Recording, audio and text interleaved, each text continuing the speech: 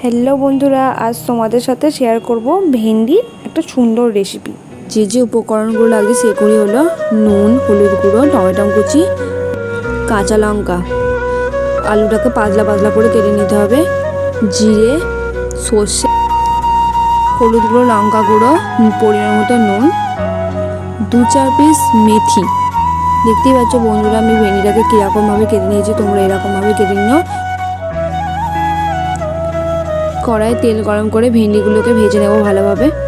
সামান্য পরিমাণে নুন দিয়ে ভালো করে ভেন্ডিগুলোকে ভেজে নেব। হালকা করে ভেজে তুলে রেখে দেবো।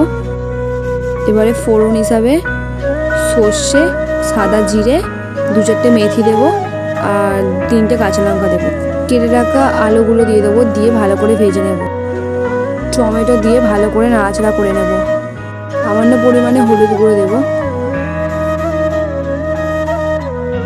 কাশ্মীরি লঙ্কার গুঁড়ো দেবো পরিমাণ মতো, যাতে একটু কালার হয়। পরিমাণ মতো নুন দিয়ে দেবো। ভালোভাবে সব কিছু কষিয়ে নেব, নিয়ে ভেজে রাখা ভেন্ডিগুলো দিয়ে দেবো। ভালো করে নাড়াচাড়া করে নেব।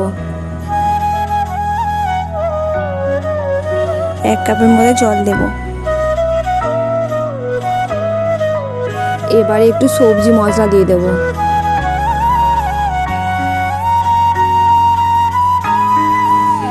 এবারে সিদ্ধ হওয়ার জন্য চাপা দিয়ে দেবো। 15 মিনিট পর দেখো বন্ধুরা, তরকারিটা হয়ে এসেছে।